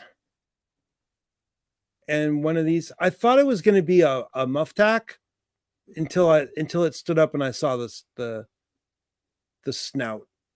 Muftak's that creature in the Star Wars cantina that had like the little like little thing it wobbles on its face.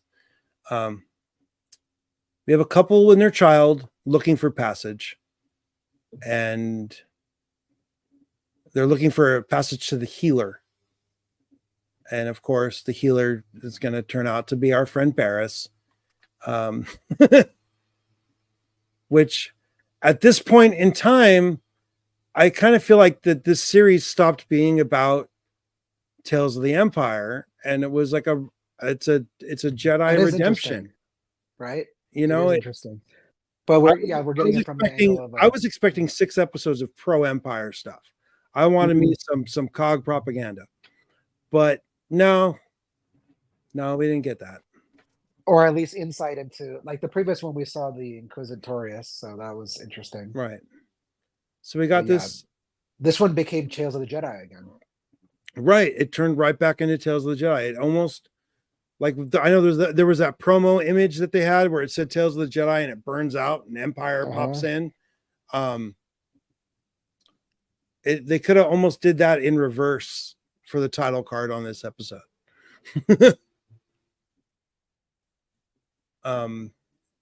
But Barris does look considerably older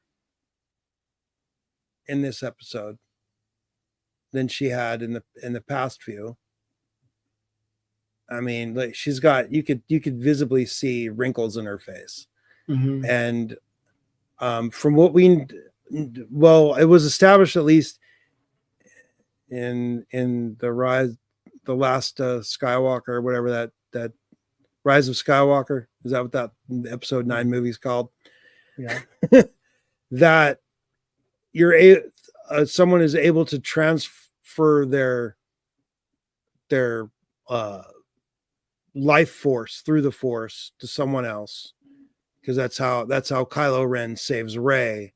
So it, every time you heal someone else, it takes a little bit of your life away, which is kind of crazy because they had Grogu healing people quite a bit. And the He's got plenty of life though. Yeah, very true. Very true.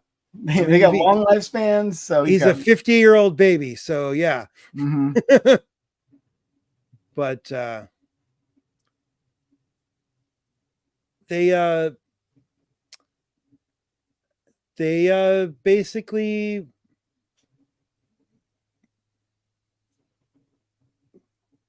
talked about Project Necromancer, but not directly.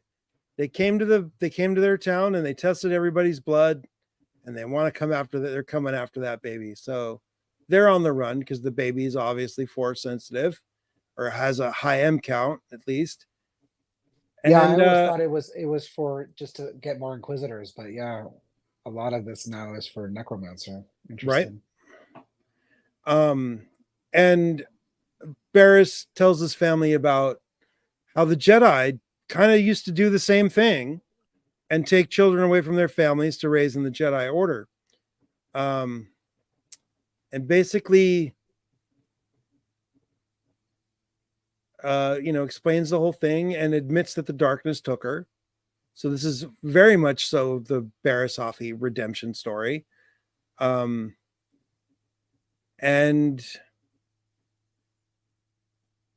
apparently that someone's following this family. So we don't ever get a proper name for this attendant person. It looks female, maybe by the eyebrows and the eyes, but I don't know. It is Star Wars. Could be anything. Could possibly even not be any kind of human. You never know what's under that scarf. I don't think they gave a name to this weird mount though.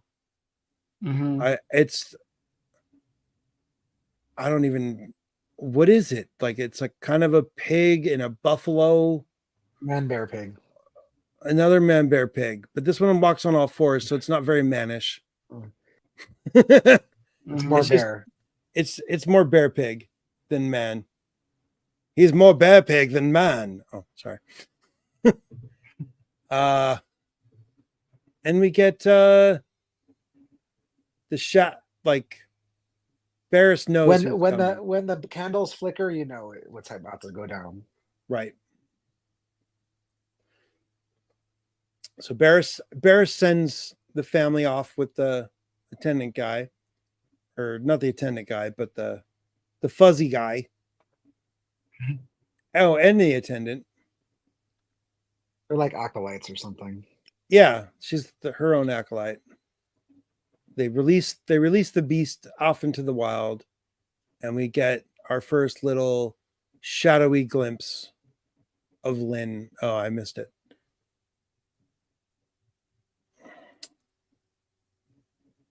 Yeah.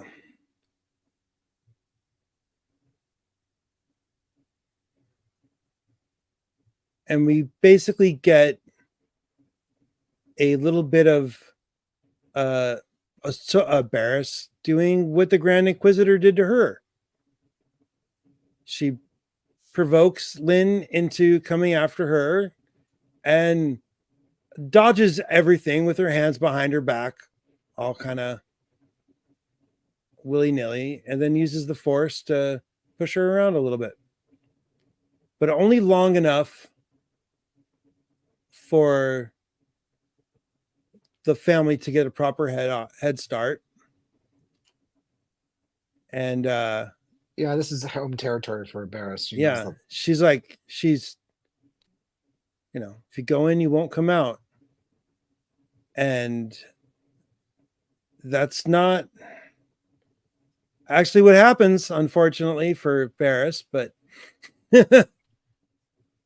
it's a little bit reminiscent of the tree cave in on Dagobah from Empire Strikes Back, and the cave that Rey goes into on, is it Octu? What's that planet that Luke lives on in the sequel trilogy? I forget. I think that was it. Is it Octu? Octo? I don't know. But the family escapes, and Lynn is lost and angry and starts slashing at everything. And eventually it inadvertently, there we go. Sorry, I skipped right past it. No, I don't know. Lynn just wants to get out of there. Yep. Does she really care about Barris? I don't think so. I don't know. But I don't know that's if I I don't get tired buy of this that. turn. I don't know if I buy this turn, but maybe. I honestly, like, I don't know. I feel like this character liked Barris and just wanted her back as one of them. But she's also, I don't want your forgiveness. I want you to show me the way out. And it's like, nope, sorry. And Barris continues to call her Lynn because that's who she is. And She dead names her. yeah, I guess that's one way to put it. Yeah. Oh man, all the It's Sith Inquisitors have names that are, oh wow. Makes her. Wow, that's a whole, and I guess, I mean, they are transitioning from light to no-no. dark. It's a no. Yeah, it's dead kind of name. it. Yeah, but like, I mean, wow, yeah, So yeah, I don't know. Now, I mean, I had really positive feelings about this series. Seeing like the Empire side, but now that going through this recap, like Yeah. it kind of started leaning towards Tales of the Jedi again, and I don't know how I feel about that. I feel yeah. like we should have had more Empire in your Empire. In your Tales of the Empire. I think Dave really just wanted to put an end cap on Barris's story, so people stop asking him what happens. Where's Barris? When are we going to see Do you Barris? think she died? It's like, Is she dead here in you this? go. Yeah, she got stabbed through the middle of the chest, and Lynn carries her out, but and leaves her spinny blade behind. But does Lynn go back to the Inquisitorius and say, I lost my lightsaber? I lost my lightsaber, but I'm bringing the body. Yeah, I lost my lightsaber, but here's here's a body ripe with midichlorian blood, you know, like, because, you know, lightsaber, when it cuts through something, flesh at least, it cauterizes the wound. So Yeah, I don't know if dead body helps. unless you're built like Ponda Baba back in episode 4, you're not going to keep bleeding. That guy was just like a hemophiliac or something. But you know, it's overall, I thought it was a fun little series, but it definitely left me wanting more. Yeah, especially more. I would definitely want more Tales of the Empire season 2 or something. It was like just dark enough. You know, it's clearly. I think that's what I liked about it. It was a darker stories. Now, do you think it was a little bit darker to maybe get us ready for Acolyte? I don't know. I don't know how dark that show's going to be. I mean, looks pretty dark. I mean, they released another trailer for it that looks it's got me more interested in seeing it than I was last week. I can put tell. it that way. So you see more jazz about it, because like a month ago you're like, I don't even know if I'm going to watch it. And yeah, a lot of people felt the same way after that first trailer. They seem to flesh it out a little bit more. I mean, I'm always willing to give new Star Wars content at least a little bit of a try, unless it's clearly designed for children or clearly is not canon. Like the Lego, like I still haven't watched any of the Lego Star Wars at all. Like I've played the Lego Star Wars video games, but I've never watched the Freemaker Adventures. I've never watched any of the like the holiday special ones. The holiday one is funny. I think, I haven't watched that Jedi Younglings. I don't even know what it's called. That show that's like geared towards 8 and under. That's June 4th, right? Yeah, June 4th will be the next Star Wars release on Disney Plus, unless something comes out of the ether somehow. So I guess we'll be back either a day or two after that to talk about that series. I hope they don't do something dumb like drop it all at once. They won't do that. I get doing the drop it all at once when it's something like the Tales, you know, and then a little anthology. Collection of 15-minute episodes. Like 15 minutes, because then you have an hour and a half of content. But if you're going to drop, you know, a 6-episode thing that the episodes range from 30 to 56 minutes, you can't do that all in one night. And it also, you lose the, you know, I feel like this discourse that we try to do here and a lot of other YouTubers do, with, you know, watching a show, talk about it, sits for a week. People get to think about things and make up theories and you know, speculate. You know, that's all lost when you drop it all on one day. Like, as much as the Fallout series on Amazon Prime, that was a fantastic series. I kind of wish that it came out 1 week at a time, because, you know, maybe I would have, you know, covered this on my non-Star Wars channel, you know. So it's you just get to enjoy it and savor it more. Yeah, week to week, instead of just like one big peak of you know. It's like when you buy a bottle of booze. It's like when you buy a bottle of booze at the store. Yeah, you could drink it all at once, but what's it going to do? It's just going to make you sick. But if you have a few shots every so often, it's a lot more enjoyable.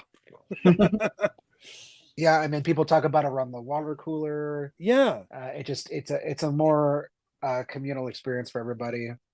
I get why they do it for some shows, but yeah, not for something like this. Yeah. I'm hitting my heart out. All right. Sorry, guys. Yeah, it's all right. So we'll be back in probably about a month. Because today the day we're recording this is the 7th of May. And the new show starts at the 4th of June. So a little bit more than a month. We'll be back, or less than a month ish. depending on our schedules. And Like and yeah, subscribe. please like, subscribe, comment, tell us what we got wrong, Thumbs down. what you liked, what you hated. Report us to Disney. Mhm. Yep, all that kind of stuff. And I mean, who knows? Maybe we'll pop back on with a live round of sabak or something. Who knows? But with that, may the force be with you, and we're out of here.